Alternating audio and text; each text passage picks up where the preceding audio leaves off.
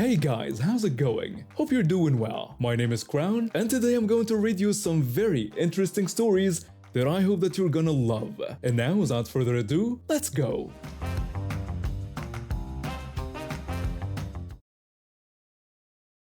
I was 17 when I got pregnant. My boyfriend and me had been careful, or so we thought, but life had other plans. When I found out, I cried for 3 days straight. My mom didn't judge. She just hugged me and said we'd figure it out together. My dad took it harder. He didn't speak to me for a week, but eventually he came around. The pregnancy itself was brutal from the start. I'd heard about morning sickness, but what I had was something else entirely. The doctor called it hyperemesis gravidarum, which is just a fancy way of saying I threw up constantly. Not just in the mornings, all day, every day. I couldn't keep food down. I couldn't keep water down. I lost weight when I should have been gaining it. Some days I couldn't even get out of bed without vomiting. I had to drop out of school temporarily because I was too sick to attend classes. My teacher sent work home, but even reading made me nauseous. The doctor prescribed medication, but it barely helped. I spent most of my days lying on the bathroom floor, a pillow under my head, and a bucket next to me. My first ultrasound got scheduled for when I was about 12 weeks along. The appointment was set for 2 o'clock on a Tuesday afternoon. I was terrified but also excited.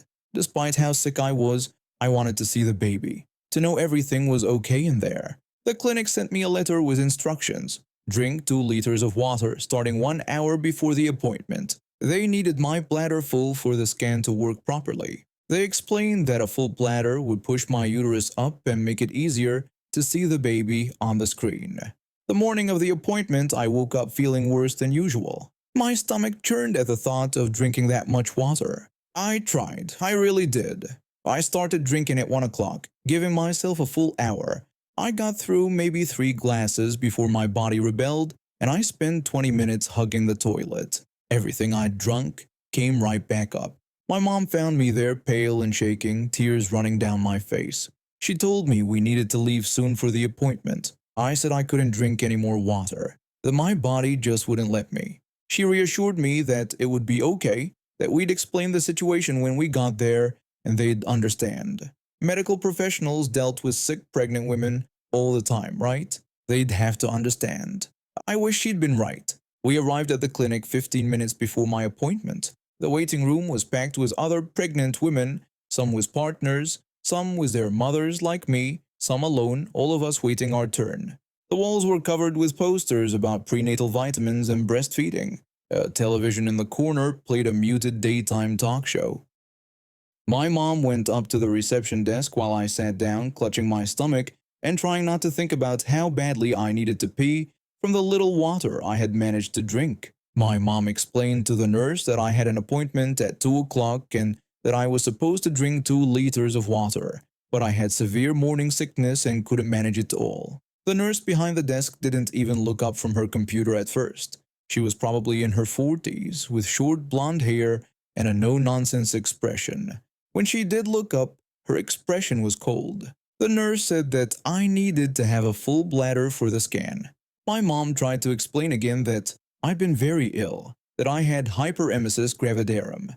She even mentioned that I'd been hospitalized twice already for dehydration.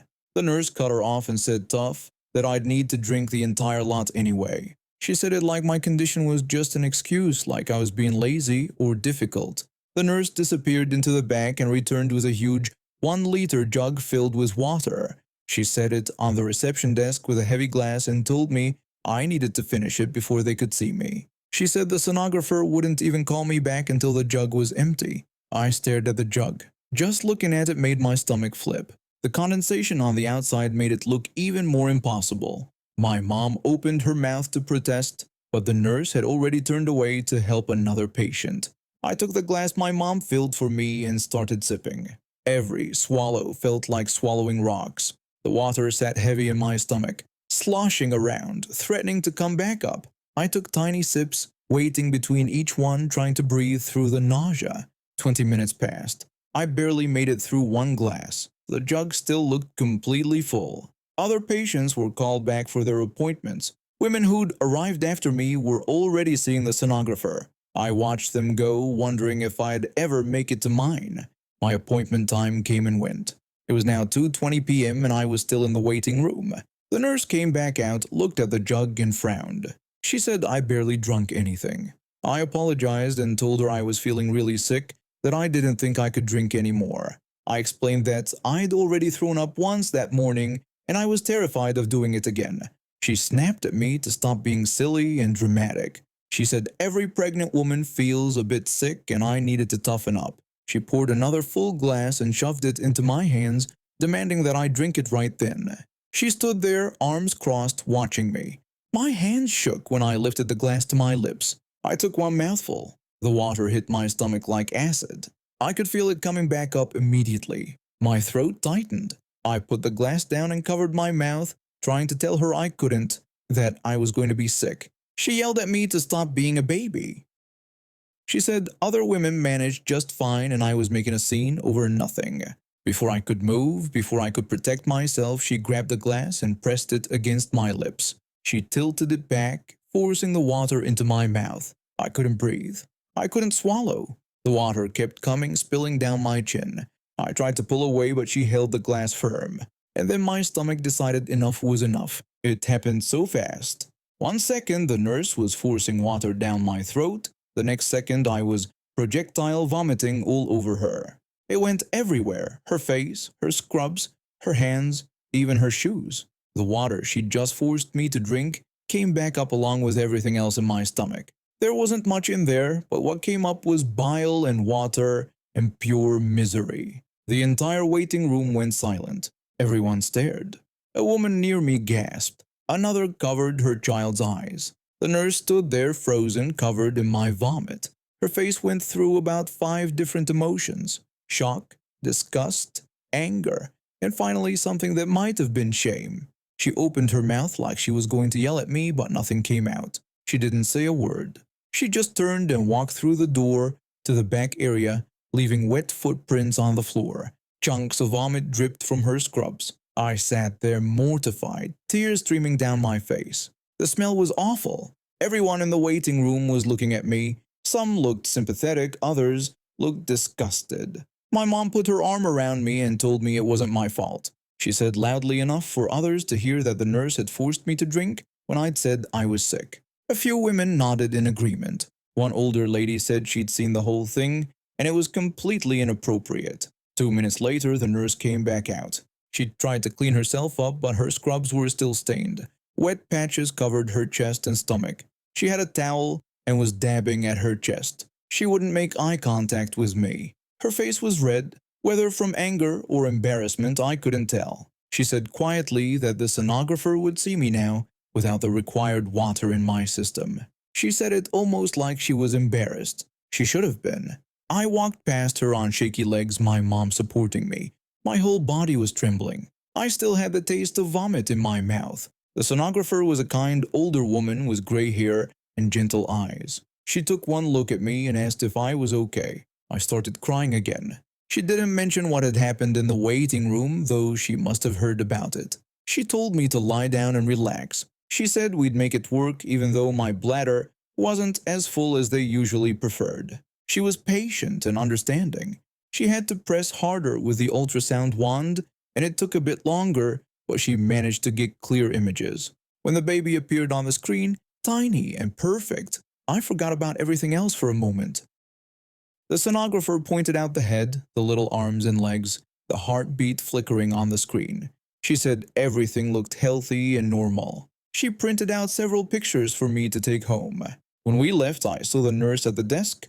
She was checking in another patient. She still wouldn't look at me. I noticed she'd changed into a different set of scrubs. My mom stopped at the desk and asked for the nurse's name and who supervised her. The nurse said nothing. Another staff member gave my mom a business card for the clinic manager. When we left, I saw several people in the waiting room looking at me with sympathy. One woman gave me a small smile and a thumbs up.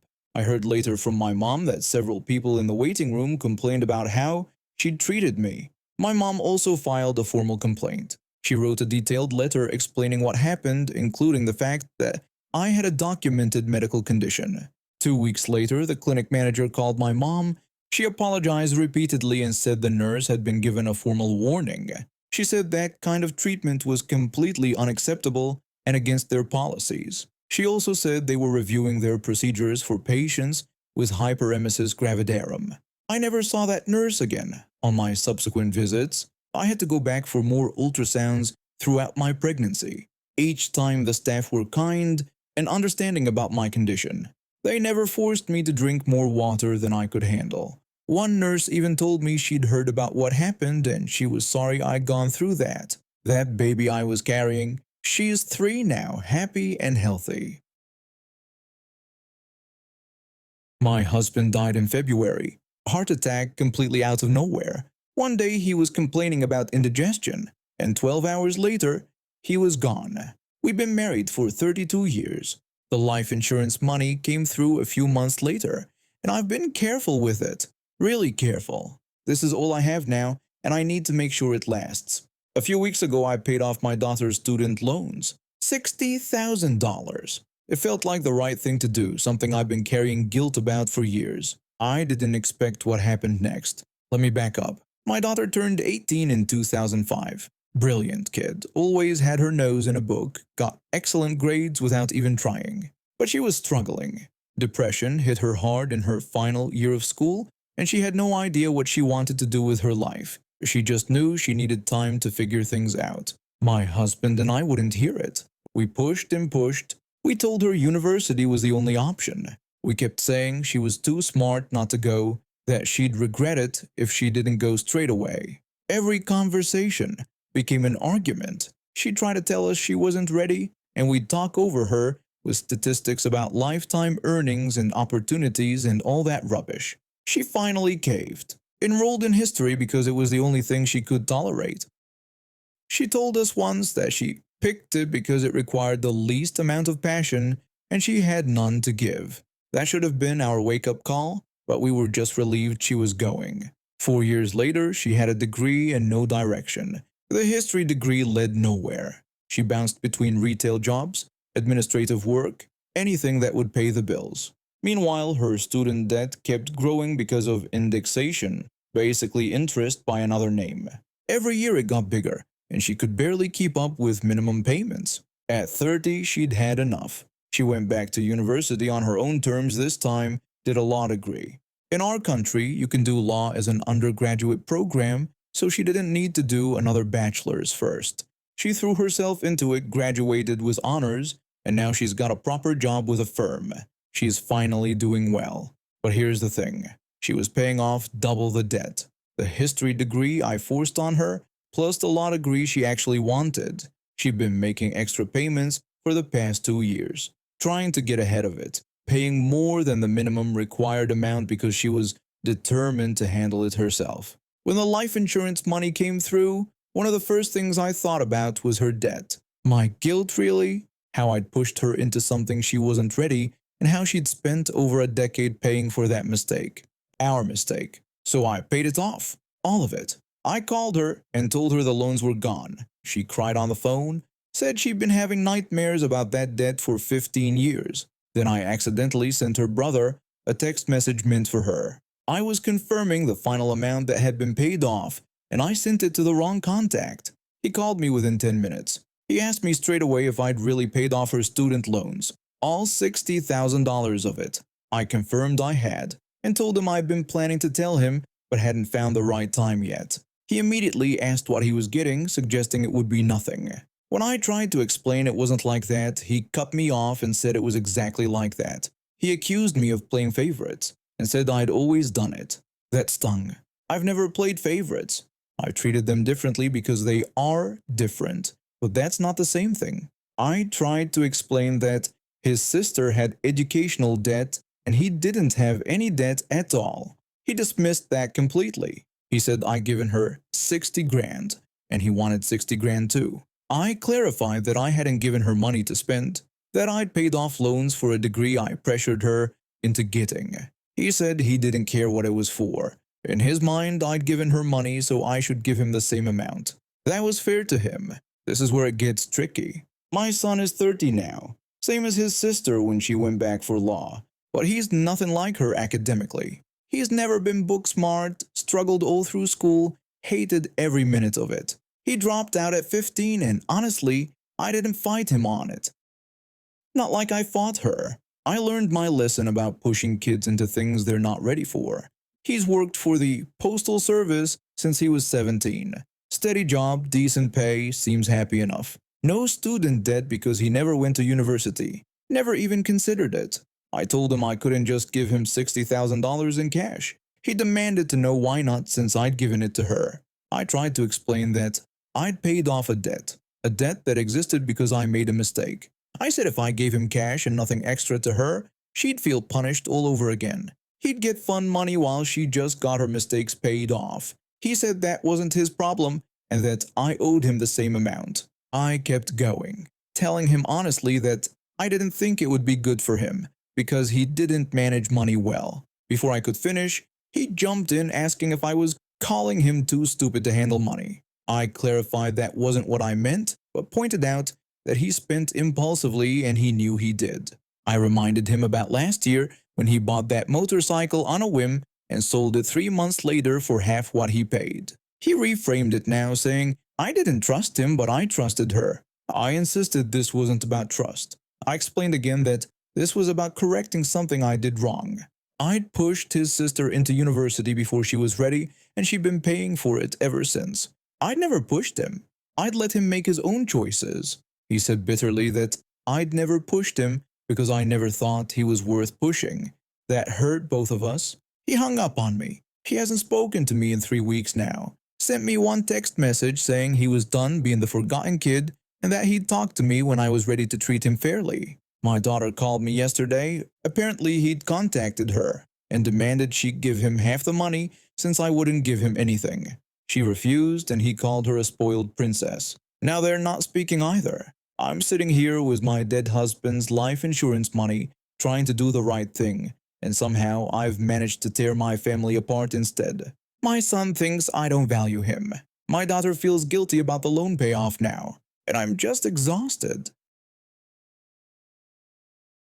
I was 8 months pregnant when this whole nightmare happened. My husband was working overtime that week, and I was trying to get some last-minute baby shopping done before our little one arrived. Just picking up some extra receiving blankets and maybe some newborn diapers since we were running low on supplies at home. The pregnancy had been pretty smooth overall, but lately I've been getting these random belly cramps. My doctor said they were just Braxton Hicks contractions. Basically practice contractions that didn't mean I was going into labor. They were uncomfortable but totally normal, and she told me not to worry unless they got regular or my water broke. So there I was in the baby section comparing prices on diaper brands when one of those cramps hit. I put my hand on my belly and winced a little, just writing it out like I've been doing for weeks. No big deal. I was standing there waiting for it to pass when I heard this voice behind me. This middle-aged woman appeared out of nowhere, staring at me with wide eyes while clutching her purse. She exclaimed that I was going into labor. Her voice panicked and way too loud for the quiet store. I turned around and tried to reassure her that I was fine, that it was just a cramp and nothing serious. But she wouldn't listen. She insisted that she knew labor when she saw it, because she'd had 3 children herself. She demanded that I lie down right there in the store immediately. She actually grabbed my arm, which made me step back. I pulled away and told her again that I was okay, explaining that these were just practice contractions and my doctor had said they were completely normal.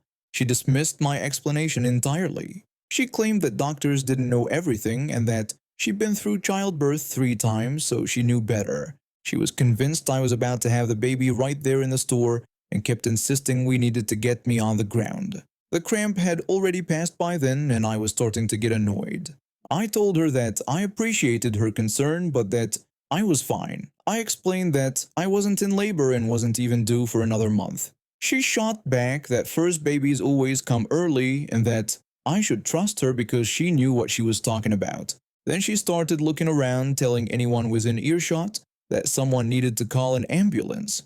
A few other shoppers were starting to stare at us, which made me even more uncomfortable. I begged her to stop because she was making a scene. I insisted I didn't need an ambulance or any help, I just needed to finish my shopping. I tried to walk away, pushing my cart toward the next aisle, but she followed me. She said I couldn't just walk away because I could give birth at any moment. She accused me of being stubborn when she was just trying to help. I stopped and faced her, my patience wearing thin. I told her that I wasn't in labor and that I've been having these cramps for weeks. I explained that my water hadn't broken, I wasn't having real contractions, and I was just trying to shop in peace. She accused me of being in denial and said it was dangerous for the baby. She declared that if I wouldn't listen to reason, she would have to take matters into her own hands. Then she actually tried to push me toward the ground, like she was going to force me to lie down right there in the middle of the store. That's when I really lost it. I yelled at her to get her hands off me and demanded to know what was wrong with her. I told her again that I was fine and she needed to back off. Her face turned red. She snapped at me not to raise my voice at her and claimed she was trying to save my baby's life while I was being completely ungrateful. She insisted that when the baby came out, in the next 5 minutes, I would thank her for being there. I shouted back that I wasn't giving birth in a store and told her to back off. I shoved my shopping cart between us to create some distance, but she just moved around it. She looked furious now. She said that if I wanted to risk my baby's life because I was too proud to accept help, that was on me. But she declared she wouldn't stand by and watch a baby die because of my stupidity. I told her nobody was dying and called her insane. She screamed at me not to dare call her insane, and that's when she actually swung at me. She tried to slap me across the face, and I barely managed to dodge it. I stumbled backward, bumping into a display of baby bottles that went crashing to the floor. I asked her if she'd really just tried to hit me, and if she was out of her mind. She came at me again, and I genuinely thought this encounter was about to turn into a full-on brawl. But suddenly, this woman in a manager's vest appeared out of nowhere and jumped between us. The manager ordered her to stop right there and step back immediately. She wasn't a big woman, but she had this presence that made Karen actually pause. The woman insisted I needed medical attention and that I was about to give birth but wouldn't listen to her. The manager told her that she needed to step away from me right now or she would call the police. I begged the manager to please call them because this woman had just tried to hit me. The woman denied it completely, claiming she did no such thing and was only trying to help. The manager said she'd seen exactly what happened. She called out to her employees to contact the police, then pointed at the woman and ordered her to stay exactly where she was. The manager then directed two nearby employees who had rushed over when they heard the commotion. She told them not to let the woman leave the store. The woman protested loudly that this was ridiculous and that she had rights as a customer. The manager said plainly that she had assaulted another customer and wasn't going anywhere until the police arrived. The woman tried to push past the employees toward the exit, but they blocked her path. She wasn't getting out of there. She started yelling about lawsuits and discrimination and how she was just trying to be a good Samaritan, but nobody was buying it. The police showed up maybe 10 minutes later. They took statements from me, the manager, and several employees who had witnessed what happened. They also reviewed the security footage, which apparently showed everything clearly. The woman kept insisting she was the victim, that she was just trying to help a pregnant woman in distress, but the video didn't lie. They arrested her for assault right there in the store. When they were walking her out in handcuffs, she was still yelling back at me. She shouted that when I gave birth in a parking lot somewhere, I shouldn't come crying to her. I called back that I'd be sure to send her a postcard from the hospital. The officers actually laughed at that. One of them made sure I was okay and asked if I needed medical attention. I assured him I was fine. The manager comped my entire shopping cart and apologized, even though none of it was the store's fault. I gave birth exactly 9 days after that incident in a hospital with my husband holding my hand and actual medical professionals attending to me. Everything went smoothly. No parking lot delivery, no dramatic store aisle birth, just a normal hospital experience like most people have. I graduated from university on a Friday in June, and by the following Monday, I'd started my new job managing the student union bar. I'd spent 3 years drinking at that bar, so I knew the place inside and out. The Union Bar was different from regular pubs. We sold drinks dirt cheap because we weren't trying to make a profit. Every penny we made went back into funding the sports teams, societies, and student events. It was also a place where students could just hang out without spending money if they wanted to. We had sofas, pool tables, and a relaxed atmosphere. The only real rule we enforced was no outside alcohol. It made sense because if everyone brought their own drinks, we wouldn't make any money to fund all those activities students relied on. Most students respected this rule. Every now and then, someone would try to sneak in a bottle of wine or some cans, and we'd politely ask them to either finish it outside or put it away. It happened maybe twice a month, and people were usually apologetic when we caught them. No big deal. Then this group started showing up. There were about 6 or 7 of them, all guys, probably second or third years. They'd roll in around 8 every evening with massive shopping bags, the kind you get from supermarkets when you've done a proper shop. They'd grab a table in the corner, order nothing, and proceed to get progressively more drunk over the next few hours. It didn't take a genius to work out what was happening. They were loud and obnoxious. They'd shout across the bar, knock into other students without apologizing, and were generally rude to the staff. One of our bartenders, a sweet first-year student who worked part-time, came to me nearly in tears one night after one of them snapped at her for asking if they wanted to order anything. I started watching them more carefully. They'd arrive with their bags, disappear briefly, then return empty-handed. About 30 minutes later, they'd get up one at a time, wander off somewhere, and come back with drinks in their hands. They thought they were being clever, but they weren't. There was a corridor near the toilets that was poorly lit and technically staff only. It connected the main bar area to our office and storage rooms. We'd put up a sign, but students sometimes used it as a shortcut. I suspected that's where they were stashing everything.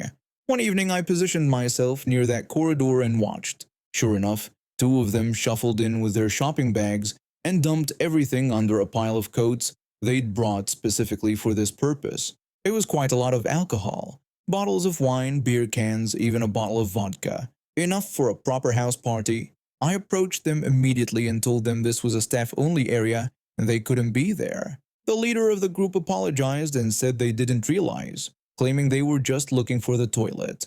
I pointed out that the toilets were clearly marked the other way and asked them to head back to the main area. They left, but I knew they'd be back for their stash. I removed the coats and bags, brought them to the office, and waited. 20 minutes later, I saw them heading toward the corridor again. I intercepted them and asked if I could help them with something. They said they were just heading to the toilet. I reminded them again that the corridor was staff only and told them to use the other route. This happened 3 times over the next 2 weeks. Each time we'd find their alcohol, remove it, and tell them to stay out of that corridor. Each time they'd act innocent and try again a few days later. They clearly thought we were idiots. So I decided to do something about it properly. On a Friday night, I watched them arrive with their bags like usual. They headed straight for the corridor, and I saw them dump everything under their coats in the usual spot. I waited about 5 minutes to make sure they'd settled back at their table. Then I walked into the office from the main bar entrance. The office had 2 doors, one opening into the main bar and one opening directly into that corridor. They had no idea the second door existed. I opened the corridor door, stepped out, and gathered up all their coats and bags. There must have been 20 cans of beer, 4 bottles of wine, and a full bottle of vodka. I brought everything into the office and locked the door. Then I waited. About 10 minutes later, I saw their self-appointed leader hovering near the bar, looking uncomfortable. He finally approached me and greeted me awkwardly. I asked him cheerfully what I could get him. He said he didn't want anything, but explained that they'd left their coats in the corridor and they'd gone missing. I asked him if he meant the staff-only corridor we'd removed them from before and questioned why they would put their coats there. He stammered that they were just storing them until they left. I told him I'd check if we'd had anything handed in and asked him to meet me in the corridor. I walked through the bar, pushed open the office door from the corridor side, which clearly surprised him, and handed over the coats. He looked relieved for a moment, then mentioned awkwardly that they'd also had some bags. I asked him what was in them. He hesitated before admitting the bags contained wine, beer, vodka, and stuff like that. I made a show of popping my head back into the office for literally 1 second, then returned with my best customer service smile, and told him sorry, but no one had handed in anything like that. There was this beautiful long pause where I could see him trying to decide whether to argue or not. He looked back at his friends, who were all watching from their table, then back at me. Finally, he just muttered that it was okay, his voice full of defeat. He slouched back to his friends, and I watched them have a heated, whispered conversation before they all grabbed their coats and left. I don't think any of them set foot in that bar for the rest of the year. That night, after we closed up, I brought out their entire stash for the staff. We had bartenders, security, cleaners, and kitchen staff all there. The drinks were on the house, courtesy of the most obnoxious group of students I'd ever dealt with. It was a very good night.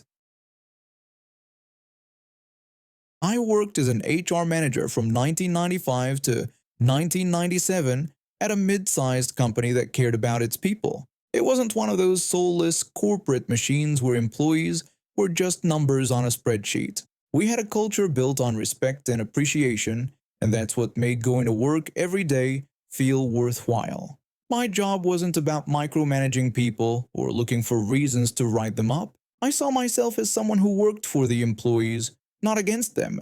If someone was struggling, we'd figure out a solution together. If someone needed to be let go, we'd sit down with them privately, help them polish up their resume, and even point them toward job openings at other companies. We treated people like human beings, which apparently was a revolutionary concept to some. The company did nice things for everyone. Every Thanksgiving, we gave every single employee a turkey and a $100 check. It wasn't about the money or the turkey specifically. It was about showing people that their hard work mattered.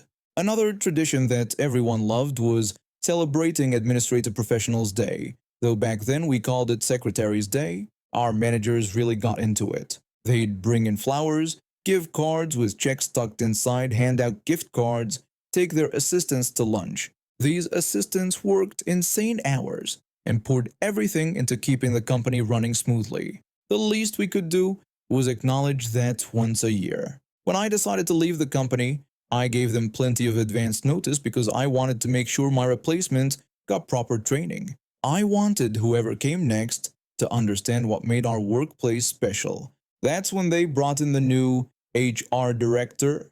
Let's call her Karen, because if anyone ever earned that title, it was her. I spent time with Karen, walking her through everything. I told her about the turkey tradition, the gift giving, how we handled difficult situations with compassion. I thought she was taking notes to continue what we'd built.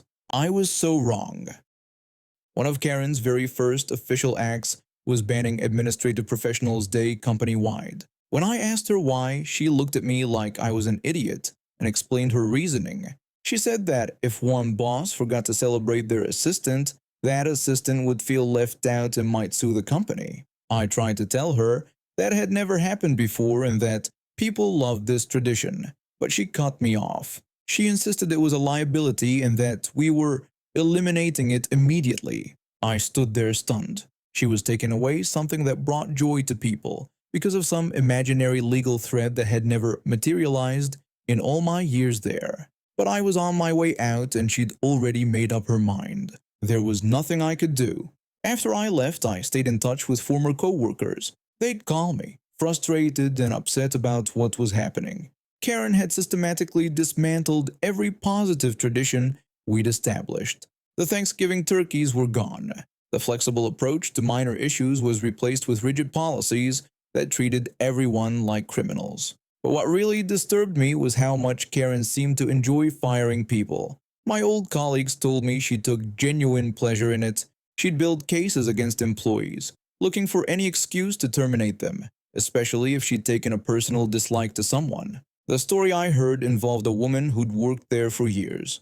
Karen had apparently decided she didn't like this woman and spent weeks documenting every tiny mistake. Every moment she took a few minutes too long at lunch, anything that could be twisted into grounds for termination. Then she waited. The company had a Take Your Kids to Work Day. This woman brought her two children, excited to show them where their mom worked. Karen chose that exact moment to fire her. She called this woman into her office with both kids present and terminated her on the spot. No warning, no private conversation, nothing. Just fired her right there while her children watched. Then Karen told the mailroom guys to escort all three of them to their car. We'd never done that before. We didn't even have security guards. So she made these poor mailroom employees walk this crying woman and her sobbing children out of the building like they were criminals. The guys kept apologizing the whole way because they felt terrible about it. They told the woman they were sorry over and over while the kids cried and asked their mom what was happening. When I heard that story, I felt sick. That wasn't HR work. That was cruelty. The woman I'd worked with, who'd helped employees and treated them with dignity, had been replaced by someone who used her power to hurt people. Karen lasted less than a year. The company decided to let Karen go.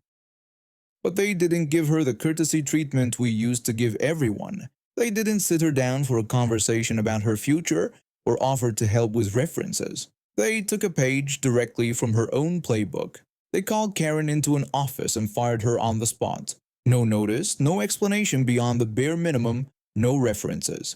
Then they had someone escort her to her car while other employees watched from the windows. Some of them clapped. I heard the applause echo down the hallways.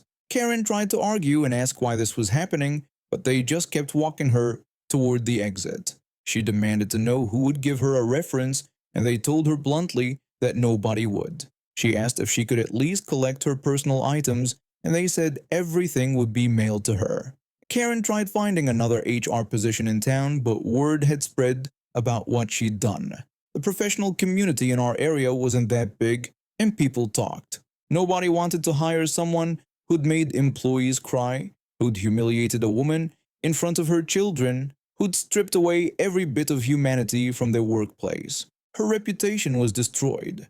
Every time she applied somewhere, the hiring managers would make calls and hear the stories. They'd tell her they were going with another candidate or that the position had been filled. One person I knew said they'd heard Karen try to explain herself during an interview, saying she'd just been enforcing proper HR protocols, but the interviewer had cut the meeting short and shown her the door. I won't pretend it was perfect justice. That woman still got fired in front of her kids, and nothing could undo that trauma. Other good employees had been hurt by Karen's reign of terror, but knowing that Karen experienced even a fraction of the callousness she'd inflicted on others felt like something. And now we have reached the end of today's stories. Thank you for watching, and see you next time.